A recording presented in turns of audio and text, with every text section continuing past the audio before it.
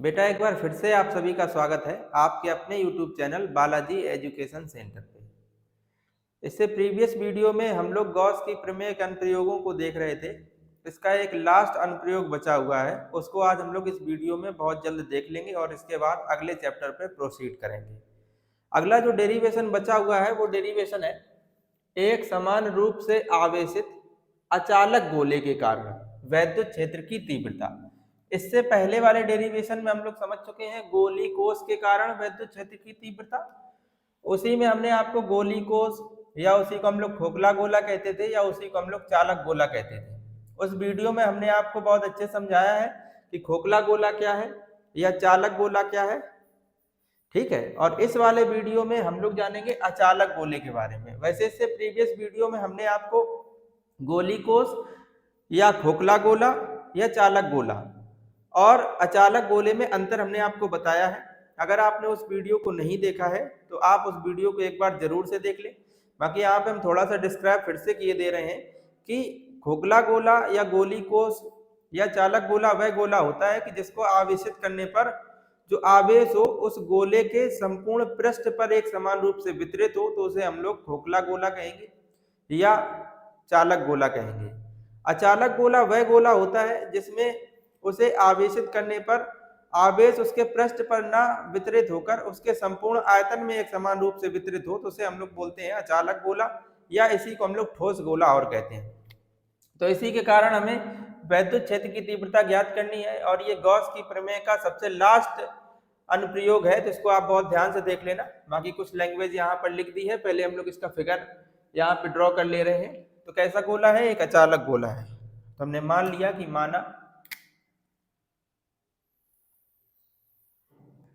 माना एक capital R त्रिज्या का क्या है? एक अचालक गोला है। ठीक है, इसको हमने प्लस क्यू आवेश दिया, तो जैसे ही प्लस क्यू आवेश देंगे तो ये जो आवेश होगा ना, क्योंकि ये अचालक गोला है इसलिए यह आवेश इसके संपूर्ण आयतन पर एक समान रूप से वितरित हो जाएगा। हमने क्या किया है, इसको प्लस क्यू आवेश दिया है तो ये आवेश जो है वो इस गोले के संपूर्ण आयतन पर एक समान रूप से वितरित हो जाएगा, एक समान रूप से वितरित हो गया इस तरीके से। ठीक है, इसको हमने आवेश कितना दिया था? वही प्लस क्यू आवेश दिया। ठीक है, तो वही इस चित्र के बारे में यहाँ पर लिखा गया है कि माना कि कैपिटल आर त्रिज्या का एक विलगित अचालक गोला है जिसके संपूर्ण आयतन पर प्लस क्यू आवेश एक समान रूप से वितरित है। हमें इस गोले के कौन से तीन बिंदुओं पर ज्ञात करनी होती वैद्युत क्षेत्र की तीव्रता। इससे पहले वाले में जब हमने गोली कोष पढ़ा था उसके कारण भी तीन बिंदुओं पर वैद्युत क्षेत्र की तीव्रता निकाली थी, एक तो गोले के बाहर, एक गोले के पृष्ठ पर और एक गोले के आंतरिक बिंदु पर। तो वही ये है कि हमें इसमें भी हमें इस गोले के बाहर, गोले के पृष्ठ पर तथा गोले के भीतर वैद्युत क्षेत्र की तीव्रता ज्ञात करनी है। ठीक है, तो वो कैसे ज्ञात करेंगे? तो सबसे पहले हम लोग इसके गोले के बाह्य बिंदु पर ज्ञात कर रहे हैं, तो इसमें पहली हेडिंग डाल लेंगे बाह्य बिंदु पर। बाह्य बिंदु पर देखिए, बाह्य बिंदु पर अगर हमें वैद्युत क्षेत्र की तीव्रता ज्ञात करनी है तो देखिए हम लोग क्या करेंगे। मान लिया कि ये जो अचालक गोली कोष है, ये जो अचालक ये गोला है, मान लिया इस गोले का केंद्र O है, इस गोले के केंद्र से मान लिया कि स्मॉल r की दूरी पर, कितनी दूरी पर? स्मॉल r की दूरी पर हमने मान लिया कि यहाँ पर कोई एक बिंदु P है जहां हमें वैद्युत क्षेत्र की तीव्रता ज्ञात करनी है। क्योंकि हम इसको गॉस की प्रमेय से पढ़ रहे हैं तो फिर हमें क्या चाहिए होगा, एक बंद पृष्ठ की जरूरत पड़ेगी। गॉस की प्रमेय में आपने इसी बात को जाना है कि एक बंद पृष्ठ की जरूरत पड़ती है। तो हम क्या करेंगे, इस बिंदु P के चारों ओर एक काल्पनिक गोली गॉसियन पृष्ठ की कल्पना कर लेंगे। तो हमने क्या किया कि इस बिंदु P के चारों ओर एक काल्पनिक गोली गॉसियन पृष्ठ की कल्पना कर ली। ठीक है, इस तरीके से। तो इसमें सबसे पहले हम लोग क्या करेंगे कि यही जो काल्पनिक गोली गॉसियन बंद पृष्ठ है, पहले इससे गुजरने वाला हम लोग वैद्युत फ्लक्स निकालेंगे। तो बिंदु P से होकर जाने वाला काल्पनिक गोलीय गॉसियन पृष्ठ, गॉसियन पृष्ठ से होकर गुजरने वाला वैद्युत फ्लक्स से पहले निकाल लेंगे कि कितना होगा वैद्युत फ्लक्स, वो गॉस की प्रमेय से। इससे प्रीवियस लेक्चर में आपको बताई गई है कि गॉस की प्रमेय क्या है। तो जो वैद्युत फ्लक्स होगा फाई ई, वो किसके बराबर होगा, इस पृष्ठ द्वारा परिबद्ध कुल आवेश, तो कुल आवेश कितना है Q का 1/ε0 गुना होता है।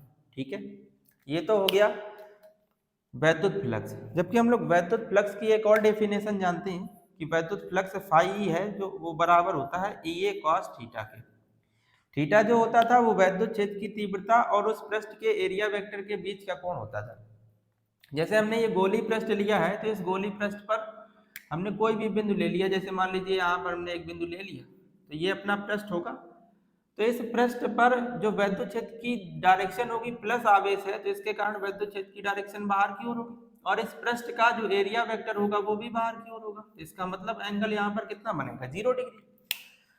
तो यहाँ पे आ जाएगा फाई ई बराबर EA cos 0, और cos 0 की वैल्यू कितनी होती है 1, तो ये बन जाएगा EA के इक्वल। ठीक है, इसे इक्वेशन सेकंड बोल दे रहे हैं। अब देखिए ये भी वैद्युत फ्लक्स है, ये भी वैद्युत फ्लक्स है, तो इन दोनों को हम लोग क्या कर देंगे बराबर। तो देखिए क्या बन जाएगा, जो EA है वो बराबर बन जाएगा Q/ε0। अगर हम E का मान निकालें तो वो आ जाएगा Q/A/ε0। Q/A क्या है, ये जो हमने काल्पनिक गोली गॉसियन बंद पृष्ठ खींचा है, इसका पृष्ठीय क्षेत्रफल है, और गोले का पृष्ठीय क्षेत्रफल क्या होता है, होता है 4πr², 4πr² और इनटू में ε0। ठीक है, यहाँ से E बराबर बन जाएगा, इसको इतना ही छोड़ देते हैं, या अगर आप चाहें तो इसको इस तरीके से और लिख सकते हैं, E बराबर 1/4πε0 Q/r²। तो ये क्या है, ये तीव्रता निकल आई किसके कारण, एक समान रूप से आवेशित अचालक गोले के कारण वैद्युत क्षेत्र की तीव्रता। ये कहाँ पर निकली है, जब गोले के बाहर हमने कोई बिंदु लिया है, तो गोले के बाहर बिंदु लेने पर ये आ गई वैद्युत क्षेत्र की तीव्रता। इसे हम आयतन आवेश घनत्व के पदों में भी लिख सकते हैं, लेकिन फिलहाल हम इसको यहीं पर छोड़ रहे हैं। आगे जब हम पृष्ठ पर निकालेंगे तो उसको हम लोग आयतन आवेश घनत्व के भी पदों में लिख लेंगे। ठीक है, तो उम्मीद करते हैं आपको ये बात समझ में आई होगी कि जो गोले के बाहर वैद्युत क्षेत्र की तीव्रता होगी वो E बराबर होगी 1/4πε0 Q/r²। ठीक है, अब सेकेंड क्या है, ये तो गोले के बाहर हो गया, तो सेकेंड हम लोग कहाँ पर निकालते थे, गोले के पृष्ठ पर। तो इससे प्रीवियस वाले लेक्चर में आपको बताया गया है कि पृष्ठ पर निकालने के लिए हम लोग क्या करेंगे, अगर हमें इस अचालक गोले के पृष्ठ पर निकालनी हो वैद्युत क्षेत्र की तीव्रता, तो उसके लिए आपको बताया गया था कि अगर ये वाला बिंदु P गोले के पृष्ठ पर आ जाएगा, तो इसका मतलब ये है कि जो ये वाली दूरी थी स्मॉल r और ये वाली जो दूरी थी कैपिटल R, वो दोनों बराबर हो जाएंगे। तो हम कहाँ पर निकाल रहे हैं, गोले के पृष्ठ पर। पृष्ठ पर निकालने के लिए हमें पता है कि स्मॉल r जो है वो किसके बराबर हो जाएगा, कैपिटल R के बराबर। तो स्मॉल r बराबर कैपिटल R रखने पर कहाँ पर रखेंगे, जो हमने गोले के बाहर वैद्युत क्षेत्र की तीव्रता निकाली है इसमें, तो वो क्या था बताइए, वो था E बराबर 1/4πε0, वो था Q/r²। इस स्मॉल r के प्लेस पर क्या रख देंगे, कैपिटल R, तो बन जाएगा 1/4πε0 Q/R²। अब देखिए अगर हमें इसे, ये तो आ गया, अगर हमें इसके आयतन आवेश घनत्व के पदों में लिखना पड़े। अब आयतन आवेश घनत्व का कॉन्सेप्ट यहाँ पर क्यों लग रहा है, तो जब आवेश का वितरण कहाँ पर हो, किसी पृष्ठ के कहाँ पर हो, संपूर्ण आयतन पे हो, तो उस कंडीशन में देखिए आयतन आवेश घनत्व को हम लोग रो से प्रदर्शित करते हैं, और रो बराबर फार्मूला होता है Q/V। ठीक है, Q/V। इसका मतलब क्या है कि जब आवेश जो है ना वो किसी पृष्ठ के प्रति एकांक आयतन पर हो, किसी पृष्ठ के प्रति एकांक आयतन में उपस्थित आवेश की मात्रा को क्या कहते हैं, आयतन आवेश घनत्व कहते हैं। तो हमें पता है कि ये जो आवेश वितरित है वो इसके कहाँ पर वितरित है, संपूर्ण आयतन में। तो अगर हमें इस फार्मूले को आयतन आवेश घनत्व के पदों में लिखना पड़े तो वो कैसे लिखेंगे? तो देखिए गोले का आयतन क्या होता है बताइए। जैसे इस गोले की बात करें तो इसका जो आयतन होगा वो होगा 4/3 पाई आर क्यूब। गोले का आयतन तो यही होता है। अब देखिए हमें बनाना कितना है, हमें बनाना है 4/3 पाई आर क्यूब, ऐसा बनाना है। तो देखिए एक काम कर ले रहे हैं, ई बराबर, समझना इसको, ई बराबर, इसमें देखिए हम लोग क्या कर रहे हैं, 1/एप्सिलॉन0 पहले लिख रहे हैं और ये बन जाएगा Q upon 4 pi R square. अब देखिए इसके हिसाब से हम इसको बैलेंस कर लेंगे। जैसे देखिए हमें जरूरत कितने की है, 4 पाई आर क्यूब, ये क्या लिखा 4 पाई आर स्क्वायर। तो अगर हमें आर क्यूब की जरूरत है तो हमें एक आर से मल्टीप्लाई करना पड़ेगा। अब यहाँ पर किया तो बैलेंस करने के लिए एक आर हमें यहाँ पर लगाना पड़ेगा, इतने में शायद कोई दिक्कत नहीं होगी आपको। अब हमें 4/3 की जरूरत है, देखिए हम यहाँ पर 3 से गुणा कर रहे हैं और बटे में भी 3 से गुणा कर दे रहे हैं, तो कोई प्रॉब्लम तो नहीं है। अब देखिए इतने से क्या बन जाएगा बताइए,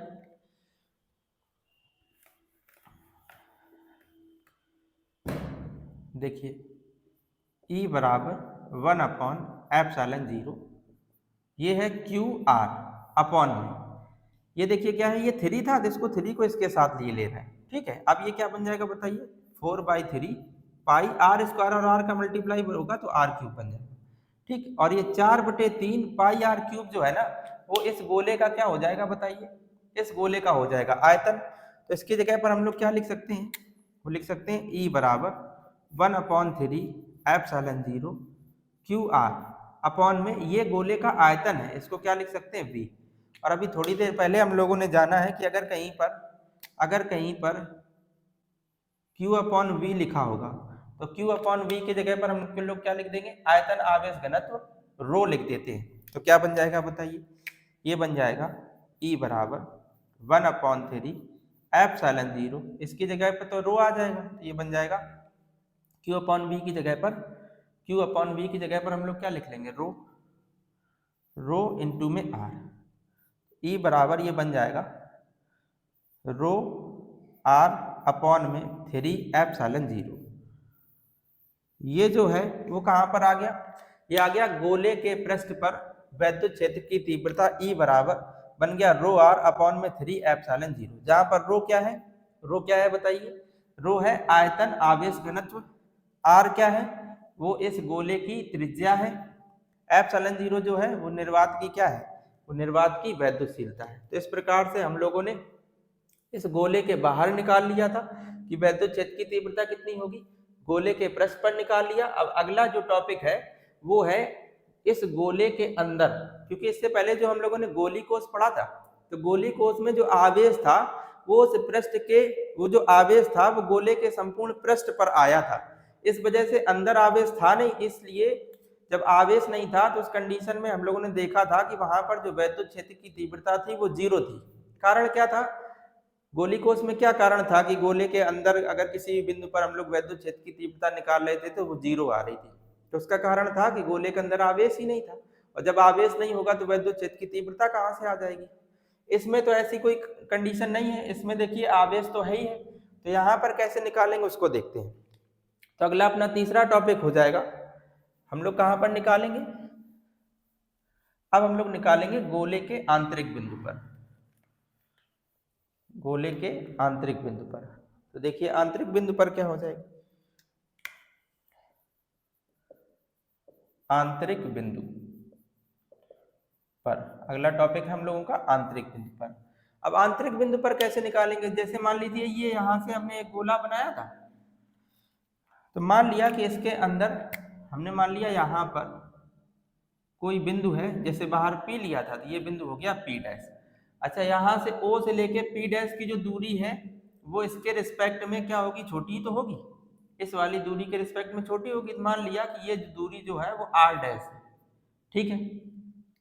अब अगर हमें यहाँ पर तीव्रता निकालनी है तो सबसे पहले हमें क्या करना पड़ेगा, एक बंद पृष्ठ की कल्पना करनी पड़ेगी। तो हम क्या करेंगे कि बिंदु P से क्या करेंगे, फिर से वही, जैसे P यहाँ P बिंदु से खींचा था, वैसे इस बिंदु P डैश से हम लोग क्या करेंगे, एक काल्पनिक गोली गॉसियन पृष्ठ की कल्पना कर लेंगे इस तरीके से। अब एक बात बताइए कि यहाँ पर जो पूरा गोला ये था ना पहले, जिसकी रेडियस थी कैपिटल R, तो इस पर जो आवेश था वो प्लस Q था। तो जब हमने ये वाला जो यहाँ पे गोला खींचा है, तो इस गोले से परिबद्ध जो आवेश होगा वो क्या Q ही होगा? Q तो नहीं होगा, Q से कुछ कम होगा, होगा कि नहीं भाई? ये पूरा गोला था तो इस पर आवेश ज्यादा होगा, और जो हमने इसमें एक छोटी दूरी लेके ये जो गोला खींचा है जिस पर जो आवेश होगा वो Q से कम होगा। तो हमने मान लिया कि इस पर जो आवेश है वो Q ना होके Q डैश है, ठीक है। जहां पर Q डैश जो है वो Q से कम है, ठीक है, या बोल सकते हैं ये जो Q है, आवेश Q है, वो Q डैश से बड़ा है। उसी प्रकार से ये जो R डैश दूरी है ये स्मॉल r दूरी से क्या है, छोटी है। स्मॉल r दूरी से भी छोटी है और ये कैपिटल R दूरी से भी छोटी है। आप इस बात को समझ पा रहे होंगे। तो हमने क्या किया है कि बिंदु P डैश से हमने क्या किया है, एक काल्पनिक गोली पृष्ठ की हमने क्या की है, गोली गॉसियन पृष्ठ की कल्पना की है। और ये एक बंद पृष्ठ इसलिए खींचा क्योंकि गॉस की प्रमेय जो है ना भाई, वो बंद पृष्ठ पे ही अप्लाई होती है। तो अब हम लोग क्या करेंगे, सबसे पहले इस बिंदु P डैश से होकर जाने वाले गोली गॉसियन बंद पृष्ठ से होकर गुजरने वाला फ्लक्स पहले निकालेंगे। P डैश से होकर जाने वाले गोली गॉसियन पृष्ठ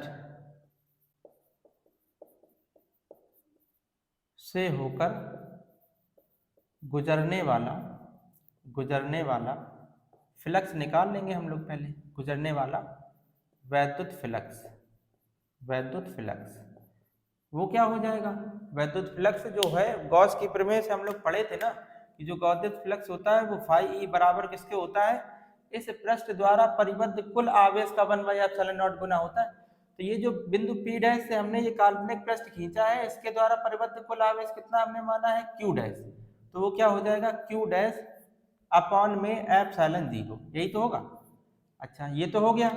अब हम लोग एक बात और जानते हैं कि जो वैद्युत फ्लक्स होता है फाई ई, वो किसके बराबर होता है, वो बराबर होता है EA cos थीटा के।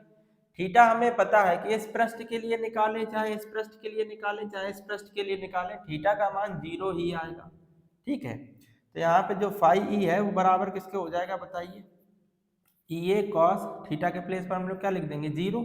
तो फाई ई जो है वो बराबर बन जाएगा EA के, ठीक है।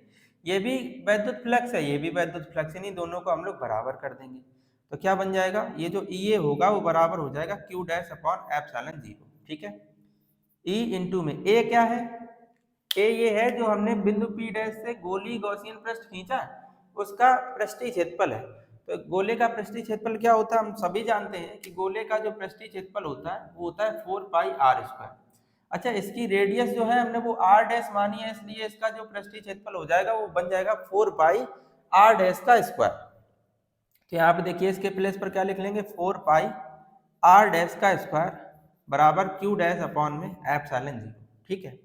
अगर हम यहाँ से E की वैल्यू निकालें तो वो क्या बन जाएगा बताइए, E बराबर बन जाएगा Q डैश अपॉन में 4πε0 और ये बन जाएगा R डैश का स्क्वायर। इतनी बात उम्मीद करते हैं आप समझ पा रहे होंगे।